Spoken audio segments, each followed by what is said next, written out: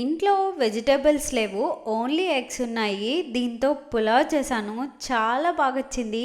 నేను ఎలా చేసుకున్నానో చూపిస్తాను, చూసేయండి. ముందుగా ఎగ్స్ని బాయిల్ చేసేసి పక్కన పెట్టేసుకోండి. కడాయిలో నెయ్యి, జీడిపప్పు వేసుకొని గోల్డెన్ కలర్ వచ్చేంత వరకు ఫ్రై చేసుకోండి. ఆయిల్ వేసి కొంచెం హీట్ అయిన తర్వాత ఉప్పు, పసుపు, కారం కూడా వేసి ఘాట్లు పెట్టుకొని ఈ కారంలో వేసి కొంచెం ఫ్రై చేసుకొని ఒక ప్లేట్లో తీసి పక్కన పెట్టుకోండి. అదే కడాయిలో ఆయిల్, చెక్క, లవంగ, ఇలాచి, బిర్యానీ ఆకు, జీలకర్ర, ఆనియన్స్ వేసి కొంచెం ఫ్రై అయిన తర్వాత జింజర్ గార్లిక్ పేస్ట్, పచ్చిమిర్చి, టమాటా, సాల్ట్ని వేసి అంతా కలిసే విధంగా కలుపుకొని మూత పెట్టి టమాటాస్ మెత్తపడేంత వరకు వెయిట్ చేయండి.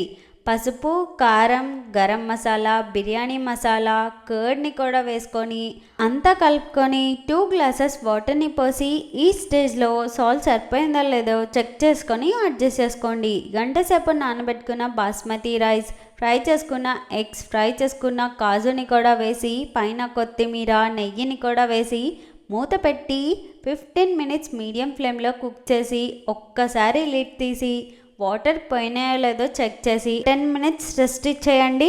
ఆ తర్వాత హాట్గా సర్వ్ చేసుకొని తినేయడమే. టేస్ట్ చాలా బాగా వచ్చింది. మీరు కూడా ఒకసారి ట్రై చేయండి. ఎలా వచ్చింది అనేది నా కమెంట్స్లో చెప్పండి. నెక్స్ట్ వీడియోతో కలుద్దాం. బాయ్.